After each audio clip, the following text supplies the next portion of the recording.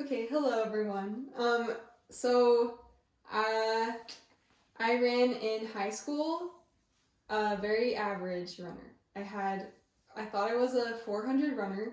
I ran like a 61 was like the fastest I ever went in the 400, but I was dead set on it. I hated running. I never ran more than like 5 miles, and I did that only for soccer.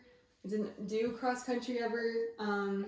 My senior year was I ran an 800 as like just for fun, and and it was I ran like a 219 was the best time and that I ran, and anyways, just definitely didn't have a background like a lot of people do coming into college, but I knew like obviously I loved it, and when the opportunity came to run at EVU, that was something that totally changed my perspective on it. I think mostly because I just was surrounded by people who had a higher vision than what I had in high school, and obviously coaches who knew what I was capable of more than I did even. And so for me, the factor that changed it for me was me finally catching the vision of, hey, I can do this, and that was, first given to me by Coach Wool, and then together as a team, we're able to work together to accomplish those things. So I feel like we both kind of had similar beginnings where cross country was not our forte. We definitely did cross country to stay in shape for other things, and I was the same way. I went in, and as Coach Hull can attest, my tempos were awful, so bad, and I think it just eventually came to the point where, like she said, you just had people telling you, like Coach Hool and Tim Rowberry, even Coach Shane, that helped you see a vision, help you realize that this is where I want to be and this is how I need to do it. But when you come in the beginning as a freshman, sometimes that's kind of hard because your mindset needs to change a little bit. I'm not going to say it should. It needs to. Your mindset needs to change when you come in as a college athlete, because now all of a sudden you're not just the fastest in high school. You're running against all the other people that they were the fastest ones in high school too, which can be really hard and really great, because you can either see it as those people are going to be your competition and your enemies, or you can look at them as they're going to be your supporters and they're number one people that are going to help push each other to get better. Leading into what we did to adjust to that, to become better runners. So talking about physically, you have to make sacrifices in order to physically become a runner. I remember this one time, and I still think about it to this day, something that Coach Hull told me, that he can tell when somebody is in a running shape or not in a running shape with a girl. Do you remember this? Yeah. Do you remember this? That one of them is you can see it in your face, another one is you can see it in your arms. It's true. Yeah. It's so true. Looking at myself as a freshman and us together as freshmen to then our senior year and fifth year senior, our body type had changed. We'll have the pictures to prove it. Yes. And it really was just putting in the time. It was giving up things like eating junk, midnight snacks. Not saying you can't ever eat that. I mean, we do. But it's realizing that there are some things that are going to help your body and there are other things that are just not going to help your body if you want to become and look like a runner and look the part. Mm-hmm. You'll start to lose the desire to have those things in your life if you just have that goal. So I think I remember, this is kind of going off of the bullet points. Yeah. But what I remember, Coach had talked to both of us on separate occasions of, hey, you guys can be, you can make it to nationals, you can make it to that next level. And it was something at first I was like, I don't know if I totally buy into that. It was sophomore year, I still hadn't run. I feel like I had my real breakthrough probably junior year, just because that took that year to get back into shape from missions. Mm-hmm. But I think once you finally hear that, and then it kind of started to sink in, hey, yeah, that is the goal that I want. That is something that, okay, Coach believes that, and my running buddies believe that, we can do this. And so that goal became kind of, you kind of have to be obsessed a little bit about that goal. Like that goal became something that we obsessed over, and then little by little, the things that were kind of just, you know, like the things that were tempting before kind of just disappeared. Like you didn't have the desire for like all those little, you know, partying before the night before a track meet, or like little things like that. So it talks about mentally. Mentally is going to be your biggest problem, most likely. Everybody has mental blocks, has their own things.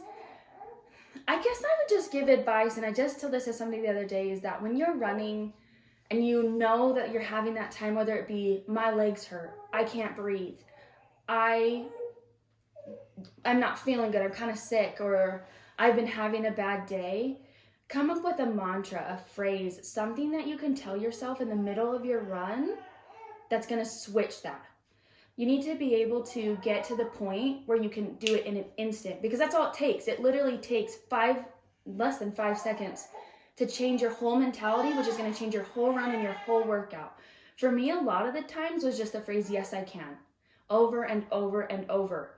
It's between each step. And sometimes too, it'd be different phrases, or I say different phrases, but more different people's voices telling me, even yes, you can, whether it be your fellow runner, your coach, or even, I guess, even your teammates. For me, sometimes it was even my father. Me in my head knowing that he's telling me, yes, I can, made a huge difference.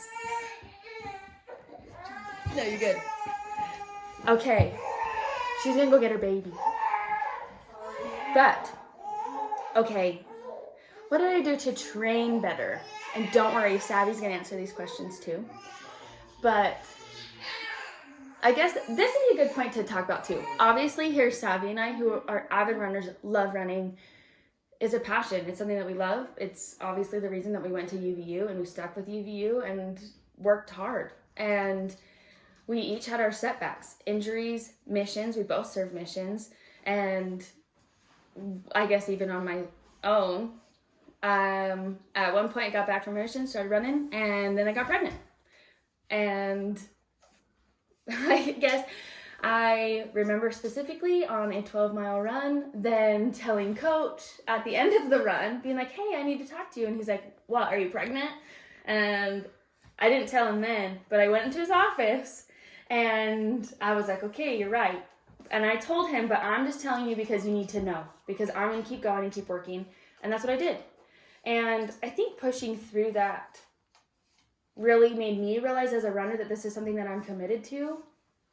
I feel like I should also point out, though, that it's not always like that. I have 2 babies now, and I had a second baby that I could not run at all. So first advice is don't get pregnant. Don't do that. My second advice would be is that not every pregnancy nor runner is going to be the same way. This was just something that I had to deal with. But after having her, I put in the time afterwards to be a great runner. I set goals for myself. I knew when the first indoor meet was. My daughter was born in August, and that first BYU indoor meet is in December. I knew that I was going to be running in that meet. What time I was going to run, I didn't know. But I knew I was going to be there running. And that became my new bar. Then it was the next meet was something else, something new, something else, something new. But it's just continually setting goals for yourself and working towards them.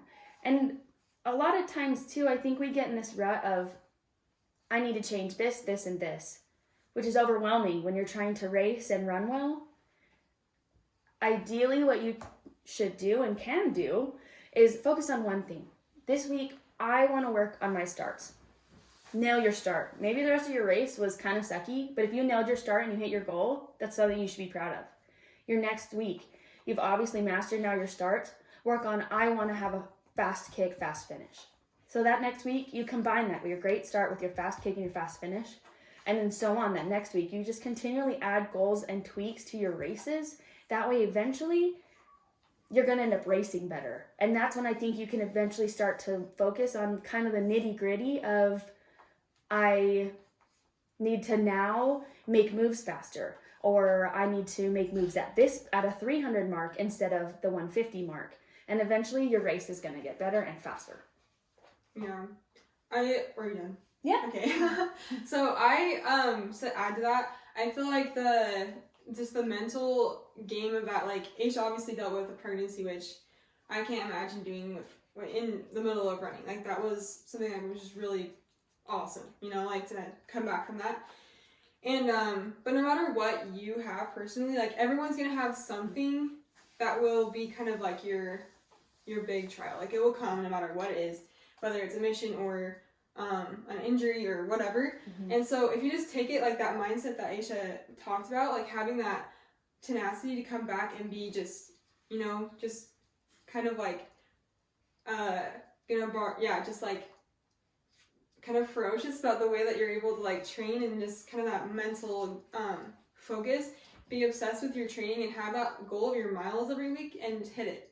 Like I think the biggest thing that helped with me mentally, coming back from a mission and an injury, and I had an IT band thing, was just having like, just getting those miles under your belt. Having like, if you were to tell me in high school that we were gonna run upwards of 60 miles a week, like I would have laughed in your face. Like there would have been no way that we could have done that. But like, finally just kind of,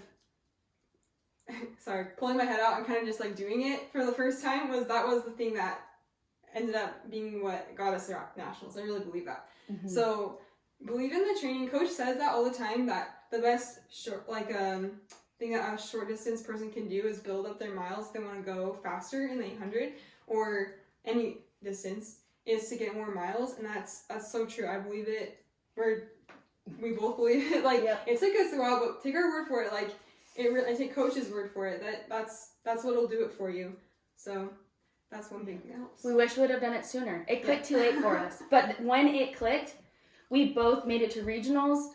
And I think that if it had clicked sooner, we would have made it to nationals. Without a doubt, in my mind. I know that we definitely would have. And so, like, if you consider yourself an 800 runner, you better, as darn heck, consider yourself a cross-country runner too. Because that's the only way that you're going to get there. And if you are a cross-country runner, you might as well work on your speed and try and get yourself to be an 800 runner. You want to be that utility runner that coach can throw you in anything and you're going to do good. Mm-hmm. I think that's when it makes you almost like a weapon. That it's like at the point when you're going to WAC championships. I mean, how many races did you race in a WAC championship at one point? Did you race as many as you could, yeah. Like four or five different races. But you want to have the ability to do that and want to do it. It's not going to feel awesome. It's going to hurt your body, but at the end of the week, it's going to feel awesome. Mm-hmm. Because you're going to know that you did everything that you could to perform at that level. This is how important is it to be a part of a team and like caring about everyone.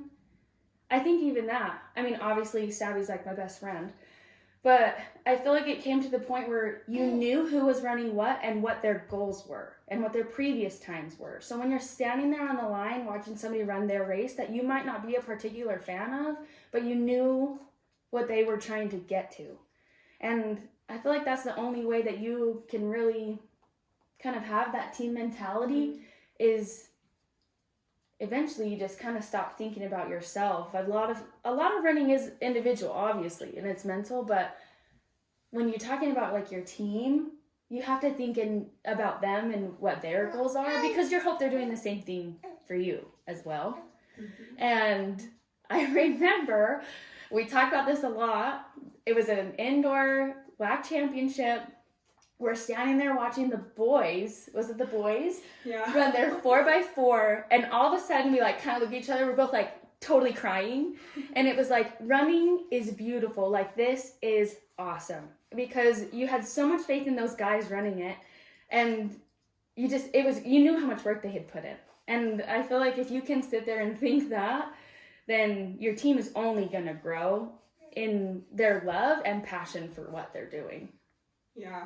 It's that's the best part of running in college, is that team. Mm-hmm. Like, no matter what things I ever accomplish, you'll ever accomplish, is the best thing you'll ever take away from that is the relationships that you build, and you don't become the person you are without the people around you, and that's the coolest part. That's something that, like, just I'll never be able to express how grateful I am for those relationships, and like the cool, like, just to be part of something that big it's a magical thing. And that's what you gave us. And that's what gave me and what's giving you in. Even if maybe you don't feel like you belong, or maybe you don't feel like you have a place that says, maybe you feel like, I don't know, maybe you don't get along with everyone on the team, but I promise you that someone looks up to you. Someone looks up to you on the team, and if you just do your part to just work as hard as you can, it'll be noticed, and you'll be appreciated for that, and you're helping build the team, even no matter what part you play. So that to me has been, I think, the greatest blessing of running. I'm gonna bring up like Cami Lynch. I can't tell you how many times that I actually had the chance to run with her, and I wish it was more, but I can't tell you how many times I did intervals and Cami Lynch was sitting there on the side of the track. I'm crying.